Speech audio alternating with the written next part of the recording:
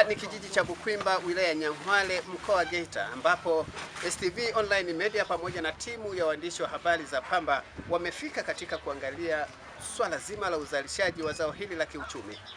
Lakini changamoto hazikosekani, ambapo imeelezwa kwamba elimu bado inahitajika katika masuala ya kutumia vifaa vinavyohifadhia pamba au kusafirishia. Mimi kwa jina naitwa Paulo John, mkulima, mkazi wa kijiji cha Bukwimba, kata ya Bukwimba na wilaya ya Nyang'hwale. Naongelea juu ya uzalishaji wa zao la pamba. Nimeanza kulima pamba mwaka 1993. Nazalisha ekari moja, ingawa sio sana. Nazalisha kwa kilo 600, 800 hadi 900 kwa zao la pamba. STV Online Media imefika kuangazia maendeleo ya zao la pamba na namna wakulima wanavyonufaika na kilimo hiki cha kibiashara. Katika kijiji hiki cha Bukwimba, wakulima wamethibitisha kuwa zao la pamba limeondolea mdororo wa kiuchumi, hasa kipindi hiki cha mavuno, ambapo bei ya pamba imefikia shilingi 1205 kwa kilo moja, kando na bei ya elekezi ya serikali ya shilingi 1150. Lakini je, licha ya kilimo hiki kuzidi kuongeza tija ya mavuno kwa wakulima wanaolima kwa kufuata maelekezo ya maafisa kilimo wakiwemo wa BBT, wakulima wa wilaya ya Nyang'hwale wanasimulia manufaa wanayoyapata kupitia zao la pamba maarufu kwa jina la dhahabu nyeupe, white gold. Mimi kwa jina naitwa Kawao Mduko, ni mkulima wa pamba, natokea kijiji cha Bukwimba, kata ya Bukwimba, wilaya ya Nyang'hwale. Ni mkulima wa pamba tangu miaka ya 2000 mpaka sasa nalima pamba. Mwaka jana nimezalisha kilo 800 kwa eka moja. Mwaka huu nategemea kuzalisha kilo 1000 kila eka, kwa sababu nimeongeza mbolea kwenye shamba langu, mbolea ya samadi na mbolea hii ya kuweka kwenye shina inaitwa fomikuzia. Nimeweka sehemu. Kuna kipindi cha katikati ulishuka kwa sababu shamba langu lilipungukiwa mbolea, lakini kuanza mwaka jana nilianza kurudisha mbolea ya samadi, imeanza kupanda sasa. Na mwaka huu nategemea kuongeza samadi tena ili nipandishe nitoka kwenye 1000 na kitu nije kwenye 1400 na 500. Kwa majina naitwa Thomas Mshoma Kabutine, mkazi wa kijiji cha Bukwimba, kata ya Bukwimba. Kulima pamba nimeanza mwaka 1999. Kaanza kulima pamba. Matarajio ya pamba yameniweka kwenye hali nzuri. Nilikuwa sina mashamba, nikawa na mashamba. Nilikuwa sina nyumba, nikajenga nyumba. Nilikuwa sina mifugo, nikanunua mifugo. Kwa wastani wa mwaka huu natarajia kupata hekari, kila heka wastani wa kilo 700 au 800. Unaona, matarajio ninayoomba serikali, bei hairidhishi. Nazalisha ekari moja, nazalisha kwa kilo 600, 800 hadi 900 kwa zao la pamba.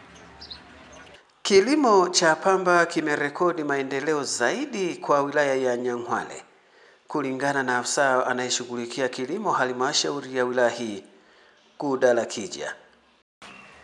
Kwa jina naitwa Kudala Kija, ni afisa kilimo halmashauri ya wilaya Nyang'hwale. Tazungumzia zao la pamba. Zao la pamba, malengo yetu ni kuzalisha kwa tija kutoka kwenye kilo 250 hadi 1000 kilo kwa ekari.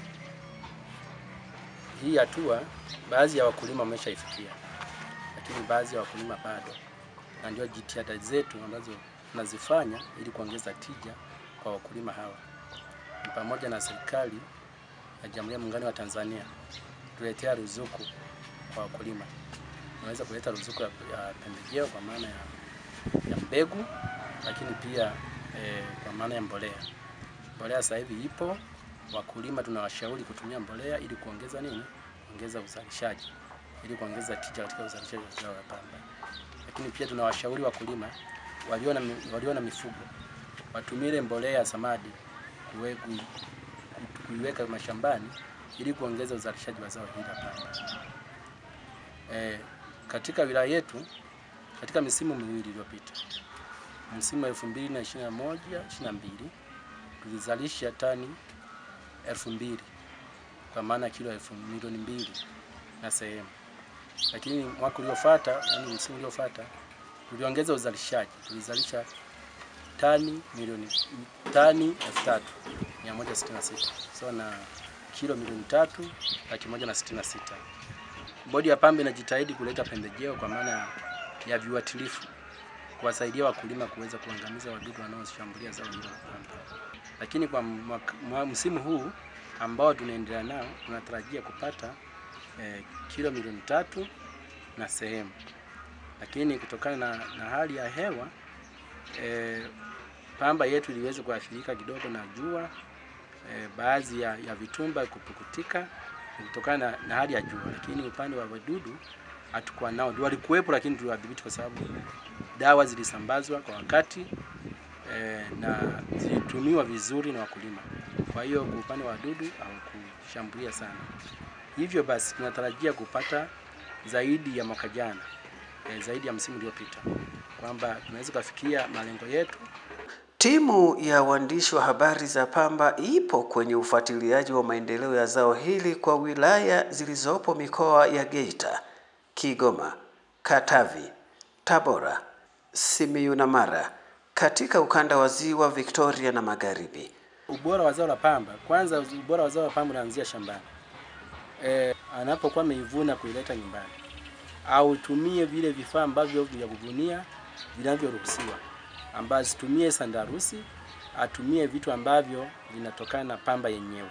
Na anapokuwa ameifikisha nyumbani, basi aihifadhi vizuri na kisha ipeleke kwenye kituo cha ununuzi cha kununulia pamba.